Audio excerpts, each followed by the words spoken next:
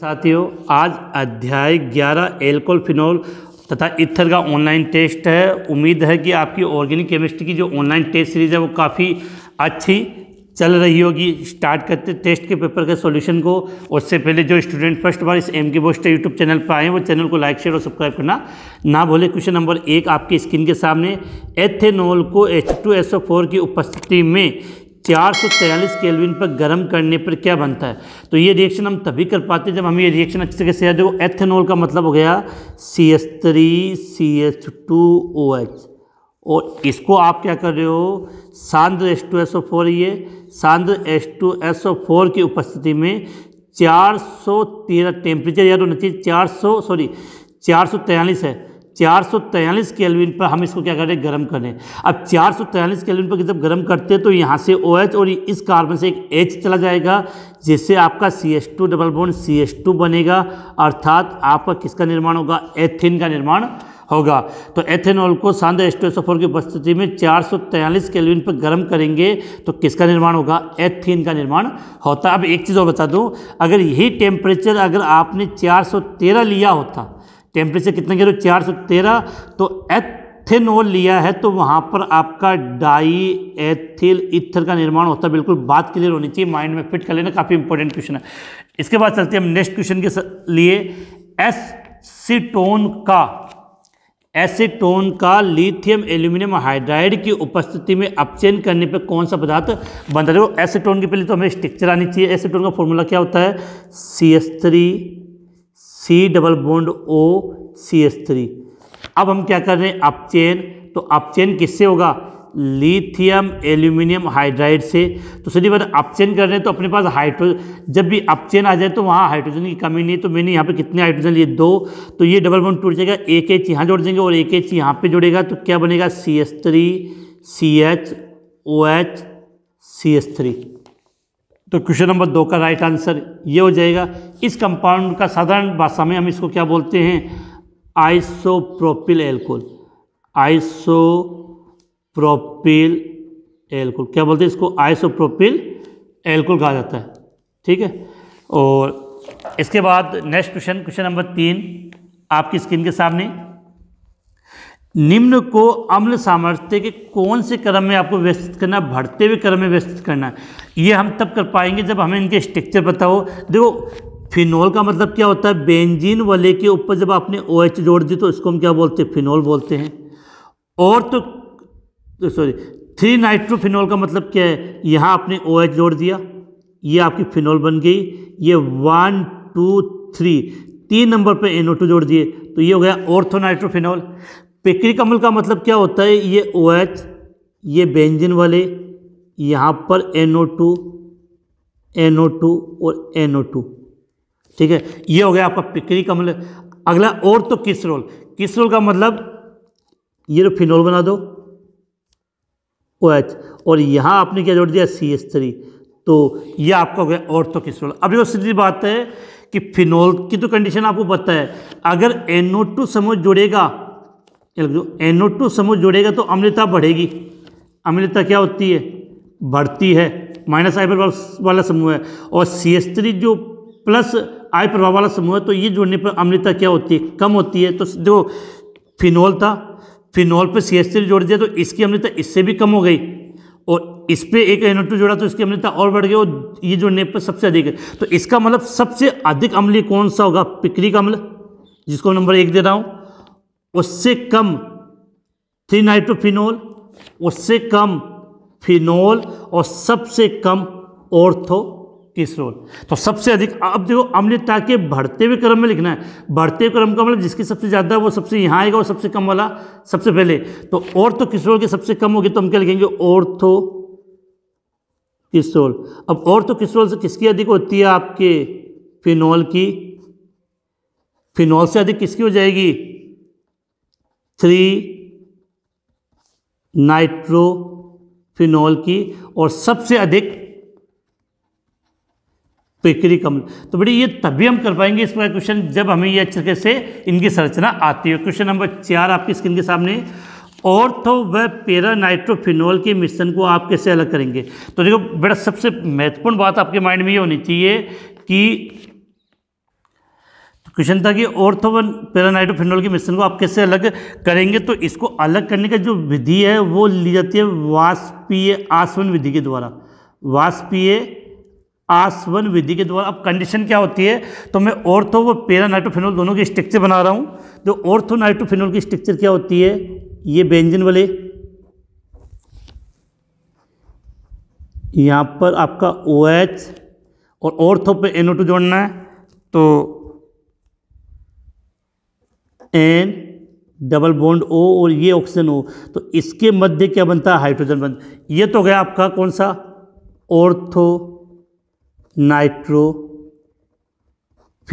अब para nitrophenol की जब स्ट्रक्चर बनाते हैं तो स्ट्रक्चर इस प्रकार से बनाएंगे कि जैसे ये तो हो गया आपका N डबल बॉन्ड O और ये O, ये OH, ये हो गया आपका पैरा नाइट्रोफिनोल। अब एक और OH N double bond O। अब देखो यहाँ से आपको समझा, ये तो ऑर्थो नाइट्रोफिनोल और ये हो गया पैरा नाइट्रोफिनोल। अगर थोड़ी बहुत भी अगर आपको याद है बातें, तो ऑर्थो नाइट्रोफिनोल इसमें भी हाइड्रोजन बंध है और इसमें भी हाइड्रोजन बंध है। ऑर्थो नाइट्रोफिनोल में एक ही अणु के मध्य हाइड्रोजन बंध है जिसको हम बोलते हैं अंतर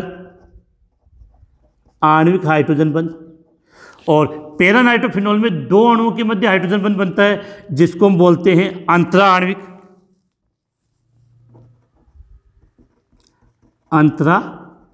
आणविक हाइड्रोजन बंध। अब होता क्या है कि जो अंतर आणविक हाइड्रोजन बंध बनता है वो इस अंतर आणविक हाइड्रोजन बंध की तुलना में दुर्बल होता है। इस कारण से ऑर्थो नाइट्रोफिनोल आसानी से आश्रित हो जाता है, जबकि पैरा नाइट्रोफिनोल वो आसानी से वाष्पित नहीं होता है। इस कारण से इसको इजीली अलग कर लिया जाता है। तो ये इस प्रकार से कंप्लीट बना के फिर आप आंसर लिखोगे कि अंतर आणविक हाइड्रोजन बंध के कारण, अंतर आणविक हाइड्रोजन बंध के कारण ऑर्थो नाइट्रोफिनोल आसानी से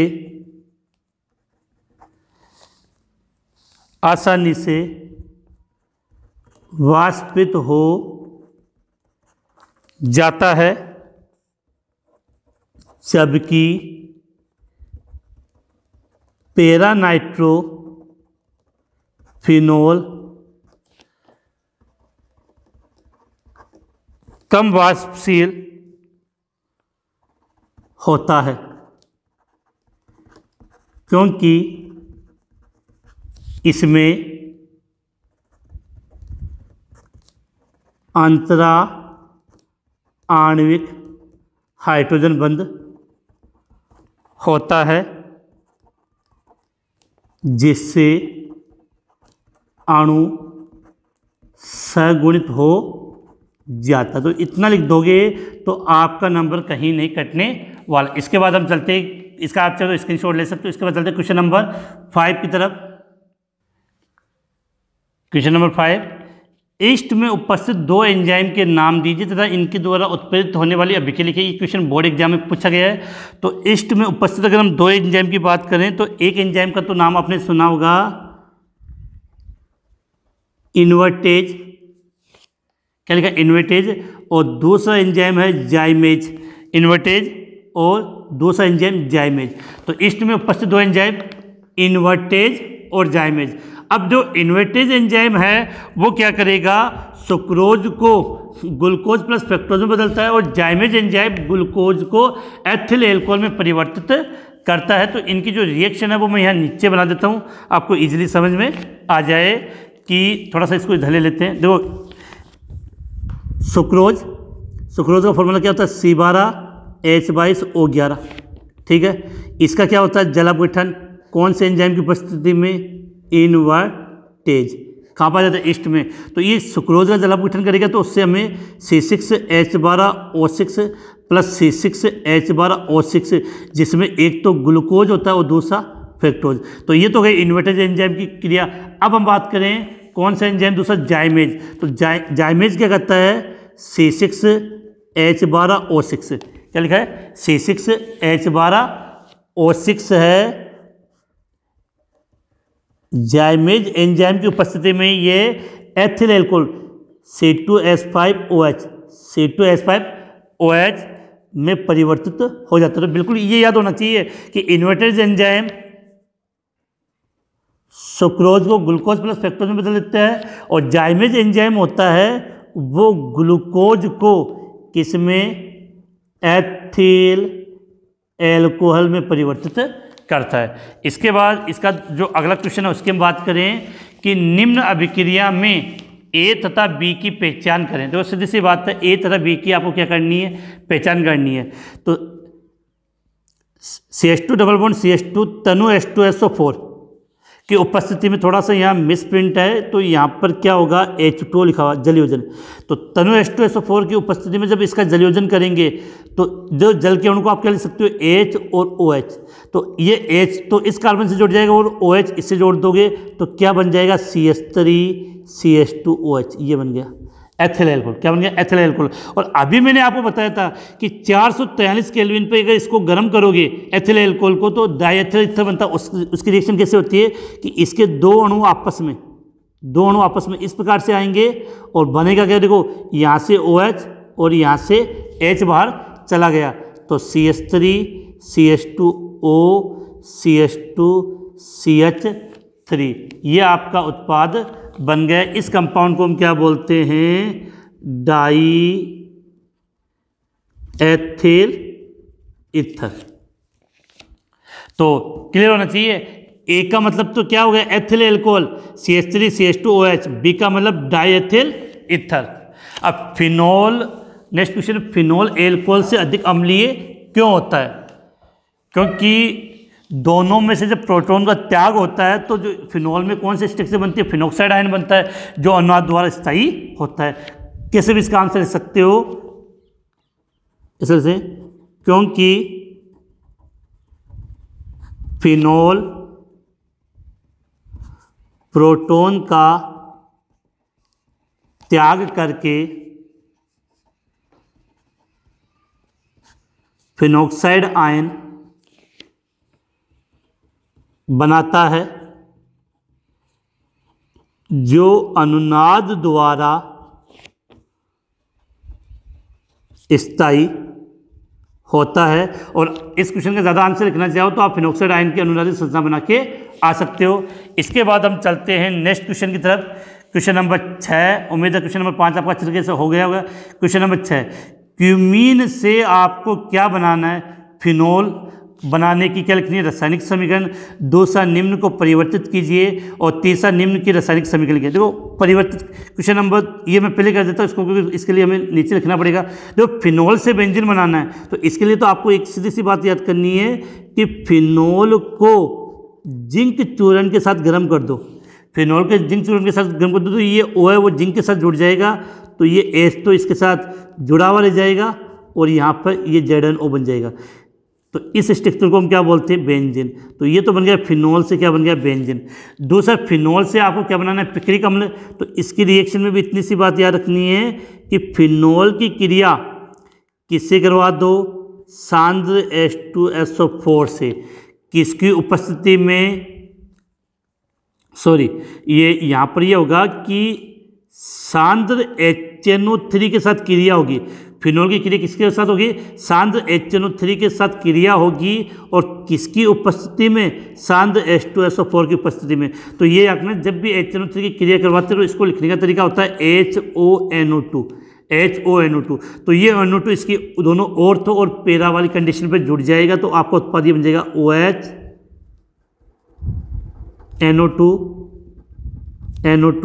NO2। तो ये हो गया फिनोल से बेंजीन और फिनोल से पिक्रिक अम्ल हमने बना दिया। इसके बाद अब इस क्वेश्चन नंबर 1 में वापस आते हैं, क्यूमीन से फिनोल बनाने की हमें क्या लिखनी है, रासायनिक समीकरण। जो तो फिनोल से क्यूमीन कैसे बने, पहली बात तो आपको यानी क्यूमीन का मतलब क्या होता है, आइसोप्रोपिल बेंजीन। अपनी लैंग्वेज में अगर याद करना चाहो कि CH3 और ये जोड़ दी बेंजीन वाले, इस स्ट्रक्चर को हम क्या बोलते हैं, आइसोप्रोपिल बेंजीन। और इसका हमने वायु के द्वारा इसका ऑक्सीकरण किया तो आपका ये कंपाउंड बन जाएगा। देखो कितने ऑक्सीजन, दो, दोनों ऑक्सीजन को C और H के मध्य स्थापित कर दो तो यहाँ पर OOH, यहाँ पे CH3 और यहाँ पे CH3। अब क्या करो, इसका अम्लीय माध्यम में इसका जलापठन कर दो तो यहाँ से ये स्ट्रक्चर है वो अलग हो जाएगी और इस OH को यहाँ पे जोड़ दो तो ये बेंजीन वाले के ऊपर आपका OH जुड़ गया, प्लस यहाँ पे CH3, C double bond O CH3, ये जो कंपाउंड अलग है वो यहाँ पर हो गया। इस स्ट्रक्चर को आप क्या बोलोगे, फिनोल, और ये आपका क्या है, क्यूमीन। तो आपने क्यूमीन के द्वारा किसका निर्माण कर लिया, फिनोल का निर्माण कर लिया। इसके बाद नेक्स्ट क्वेश्चन की बात करें कि निम्न के रासायनिक समीकरण लिखे, रायमंड टिमान अभिक्रिया और कोल्बे अभिक्रिया। देखो बेटा, जितनी भी चैप्टर वाइज नेम रिएक्शन है उन सभी नेम रिएक्शन को का मैंने प्रत्येक नेम रिएक्शन का अलग से वीडियो बनाया है। तो इन दोनों नेम रिएक्शन के जो वीडियो का लिंक है मैंने वीडियो के डिस्क्रिप्शन में डाल दिया है, आप इस वीडियो के बाद इसको ज़रूर देख लें। तो इस प्रकार से आज हमने चैप्टर नंबर 11 के टेस्ट का ऑनलाइन सॉल्यूशन कर लिया है। कल आपके चैप्टर नंबर 12 का ऑनलाइन टेस्ट रहेगा। उम्मीद है इस टेस्ट के माध्यम से आपकी ऑर्गेनिक केमिस्ट्री धीरे धीरे अच्छी हो रही होगी। कमेंट्स करके ज़रूर बताएं। इसी के साथ यह आज की क्लास हम यहीं समाप्त करते हैं। जय हिंद, जय भारत।